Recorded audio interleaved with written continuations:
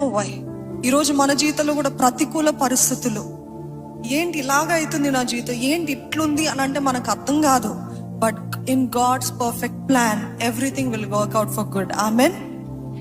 సమస్తము సమకూడి మన మేలు కొరకు దేవుడు జరిగిస్తాడు. నమ్మిన వారు ఉంటే బిగ్గరగా హల్లెలూయా చెప్తారా అండి? మహోపకారాలు బట్టి దేవుని స్తుతించడం కాదు, చిన్న వాటిని బట్టి కూడా దేవుని స్తుతించాలి. ప్రతికూల పరిస్థితులు బట్టి కూడా దేవుని స్తుతించాలి. అన్యాయం జరుగుతున్నప్పుడు స్తుతించాలి. పౌలు శీలలు దెబ్బలతో, వేదంతో, గాయాలతో ఉంటూ దేవుని స్తుతించారు. ఈరోజు నాకు గాయాలు ఉన్నాయన్న వారు ఉన్నారా? Not physical, mental, emotional. ఇవి ఉన్నప్పటికీ కూడా నేను దేవుని స్తుతిస్తానన్న ప్రతికూల పరిస్థితులు కూడా స్తుతించడమే స్తుతి త్యాగము, స్తుతి యాగం అండి. The sacrifice of praise. ఈరోజు మనం అందరము నువ్వు చేసిన ప్రతి కార్యాలు బట్టి నీకు స్తుతులు చెల్లిస్తాను.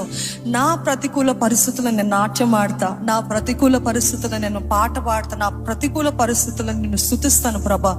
Nothing can stop my praise అన్నవారు నోరు బిగ్గరగా తెరిచి హల్లెలూయా అని చెప్తారా అండి?